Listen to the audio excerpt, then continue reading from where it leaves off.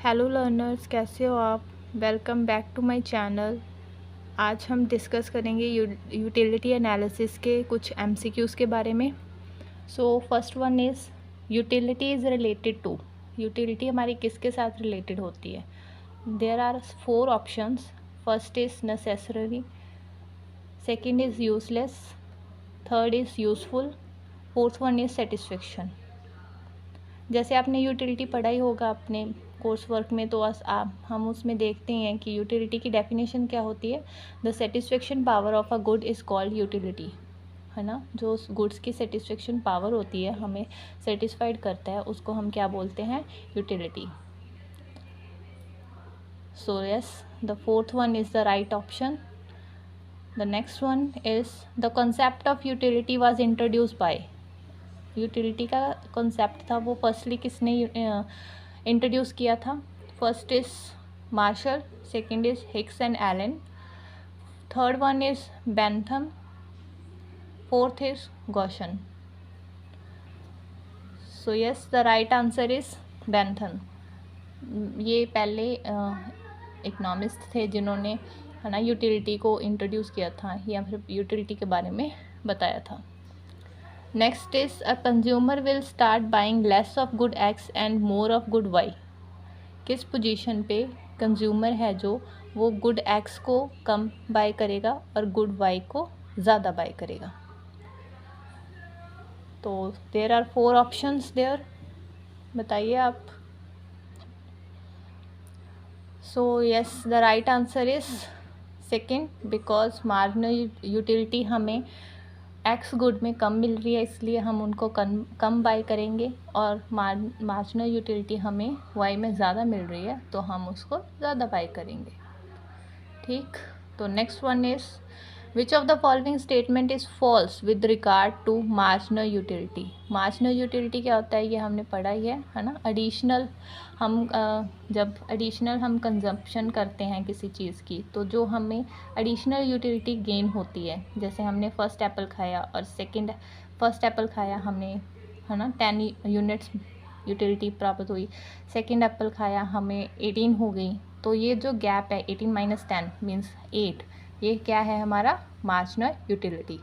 So there are the 4 options. First one is marginal utility is the utility drive from the last unit. Second, as consumption increase marginal utility goes on in diminishing. Third, at a saturation point marginal utility is 0. Fourth, marginal utility increases at a decreasing range.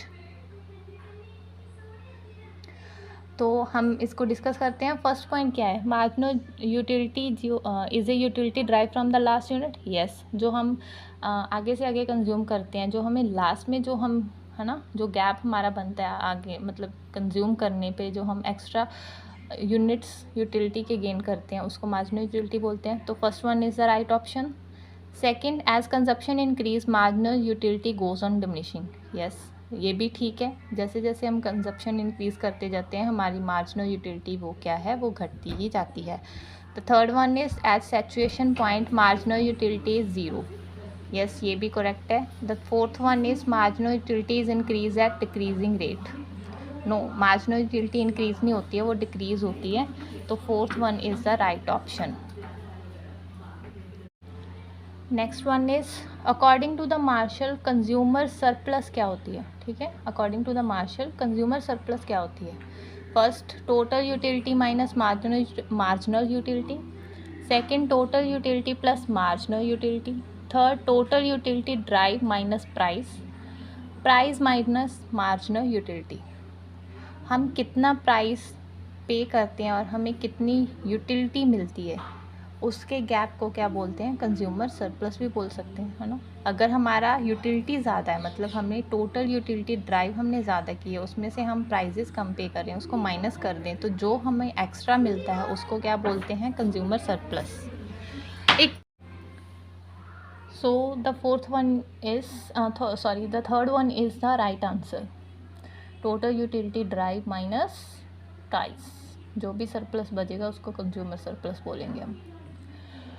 The next one is a consumer attain equilibrium in case of a one commodity पे consumer equilibrium कहाँ पर attain होगा?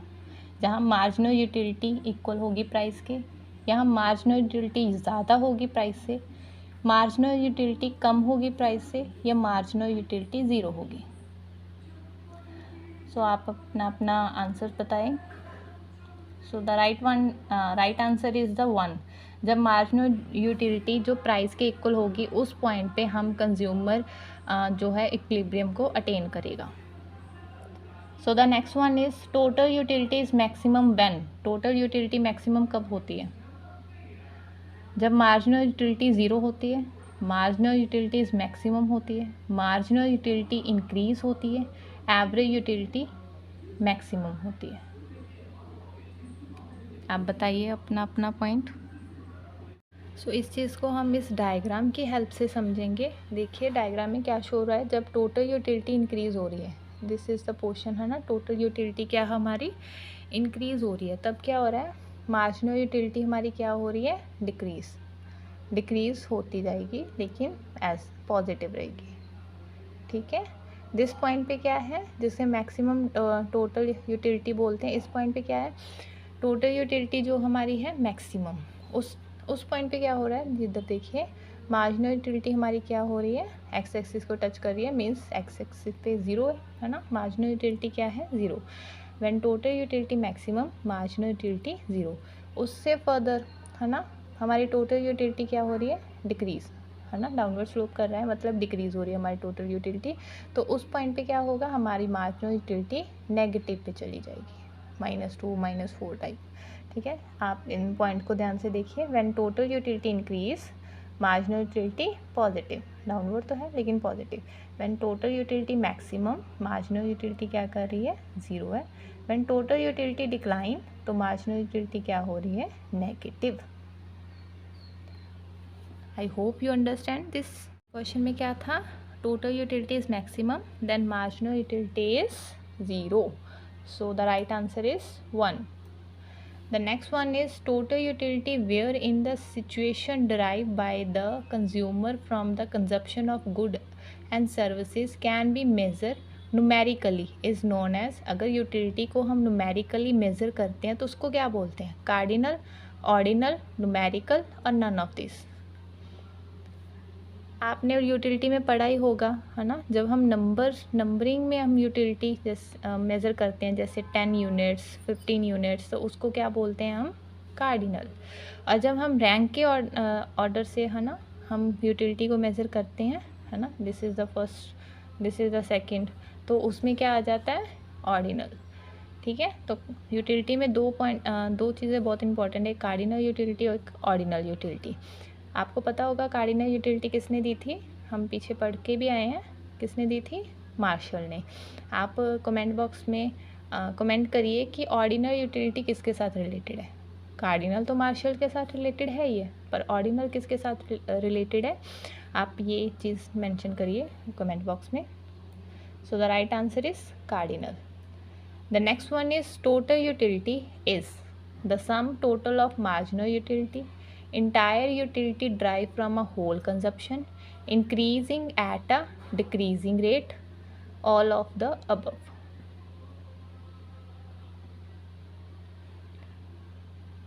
सो बताइए इसका right answer क्या है, yes, all of the above. अगर हम मार्जिनल यूटिलिटी को प्लस कर देंगे है ना, तो हमारा टोटल यूटिलिटी तब भी हम ड्राइव कर सकते हैं। Entire utility drive from the whole consumption, yes. Increasing at a decreasing rate, yes. जैसे जैसे यूटिलिटी बढ़ती है वो डिक्रीजिंग रेट में बढ़ती है, तो all of the above is the right answer. Next one is cardinal utility analysis to consumer equilibrium was developed by. जैसे मैंने पहले भी आपको बताया था किसने डेवलप किया है cardinal utility, yes, the first one is the right answer, Alfred Marshall. Next is ordinal utility analysis otherwise known as. Ordinal utility को हम क्या बोलते हैं, ठीक है, अदरवाइज नोन, किससे साथ रिलेटेड है ऑर्डिनल यूटिलिटी हमारी, ठीक है, न्यूटन के सेकंड लॉ के साथ, इंडिफरेंस कर्व एनालिसिस के साथ, रैशनैलिटी के साथ और कार्डिनलिटी के साथ। अगर आपने इंडिफरेंस कर्व पढ़ा होगा तो आपको पता होगा कि इंडिफरेंस कर्व जो है वो ऑर्डिनल यूटिलिटी के बेस पे है ना। तो utility analysis ordinal utility analysis, otherwise known as indifference curve analysis. The second is the right answer. When mu is positive, tu हम अभी पढ़ के हटे हैं, अगर मार्जिनल यूटिलिटी पॉजिटिव है तो टोटल यूटिलिटी क्या होती है, डिक्रीज़ हो रही है, इज़ द हाईएस्ट है, रिमेन कांस्टेंट है, और इंक्रीज़। आपको वो ग्राफ अगर याद होगा हमारा, है ना, तो आप जल्दी ही आंसर दे देंगे, बहुत इजी है इसका। So the fourth one is the right answer. Increase होती है जब mu पॉजिटिव होता है, टोटल यूटिलिटी इंक्रीज़ होती है। जब मार्जिनल यूटिलिटी ज़ीरो होती है, टोटल यूटिलिटी हाईएस्ट होती है। जब मार्जिनल यूटिलिटी डिक्रीज़ होती है तो टोटल यूटिलिटी क्या होती है, सॉरी, मार्जिनल यूटिलिटी नेगेटिव होती है तो टोटल यूटिलिटी क्या होती है, decrease. Marginal utility is always zero रहती है, increasing at a decreasing rate होती है, the utility drive from the last unit होती है, all of the above. So first one is not correct. हमेशा ऑलवेज ज़ीरो नहीं होती मार्जिनल यूटिलिटी, पॉजिटिव होती है, नेगेटिव होती है और ज़ीरो भी होती है, ठीक है, ऑलवेज ज़ीरो नहीं होती है।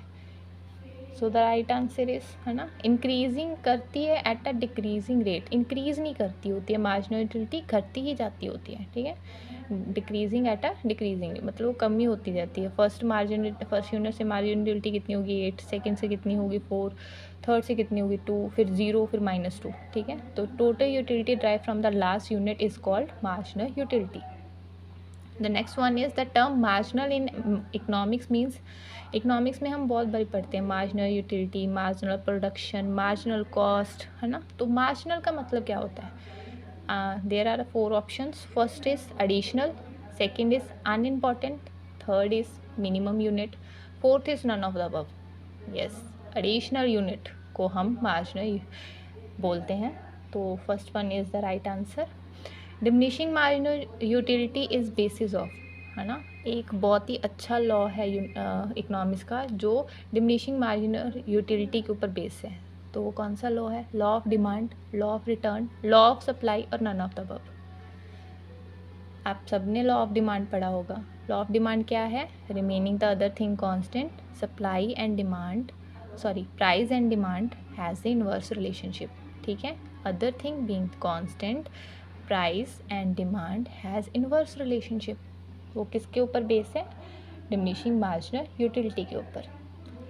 सो आज के लिए बस इतना ही। आई होप आपको हमारा, है ना, आज का सेक्शन समझ आ गया होगा। So thank you for watching my videos. Please like, subscribe and share with your friends. Thank you so much.